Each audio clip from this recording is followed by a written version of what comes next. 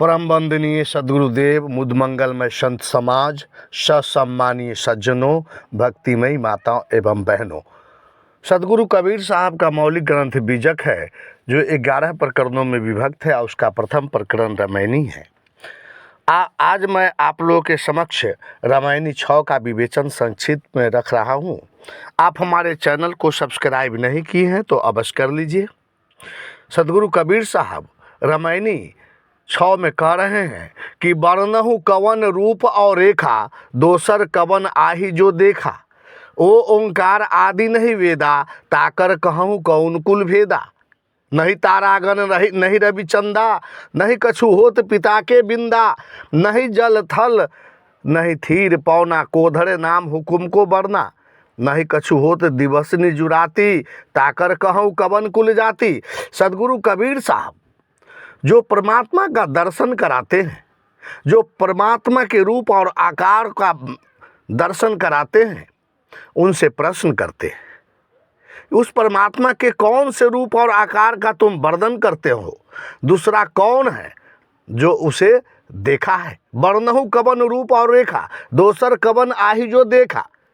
वो ओंकार आदि नहीं वेदा, उस ओंकार अक्षर ब्रह्म के आदि निहि अक्षर पार ब्रह्म परमात्मा में वेद की भी गति नहीं है।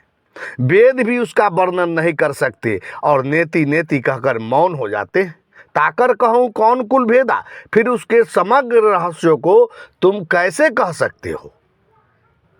आगे सदगुरु कबीर साहब कहते हैं कि नहीं तारागण नहीं रविचंदा, नहीं कछु होत पिता के बिंदा। तारागण का संबंध और प्रकाश उस परमात्मा में नहीं है, न सूर्य चंद्र इत्यादि का है।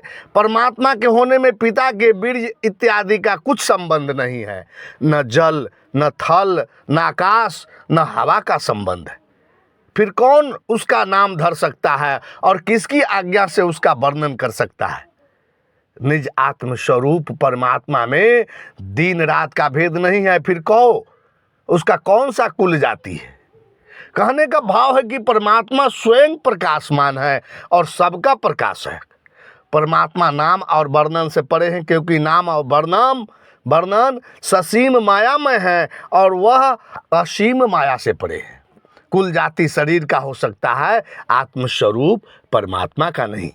अंत में एक साखी के माध्यम से सदगुरु कबीर साहब कहते हैं कि शून्य सहज मन सुमरते, प्रकट भई एक ज्योति, ताहि पुरख की हौ बलिहारी, निरालंब जो होती। सहज शून्य मन से परमात्मा का सुमरन करने पर एक परमात्मा बोध की ज्योति प्रकट हो जाती है, एक आत्मज्ञान की ज्योति प्रकट हो जाती है। सदगुरु कबीर साहब कहते हैं कि मैं उस पुरुष को धन्यवाद देता हूँ। ताही पुरुष की हौ बलियारी, निरालंब जो होती, जो प्रकृति यानी मन बुद्धि इंद्रिय अहंकार शरीर संसार देवा देवी इत्यादि के समस्त अवलंबों को त्याग कर निरालंब हो जाता है, उससे आसक्ति हटा लेता है। निरालंब का अर्थ होता है कि निराधार सहारा रहित हो जाना। कहने का भाव है कि इस तरह निरालंब हो जाने से, निराधार हो जाने से, सहारा रहित हो जाने से, आसक्त हो जाने से स्वतः ही परमात्मा की स्थिति यानी निज स्वरूप आत्मा ही शेष रह जाता है। शाम मन गया।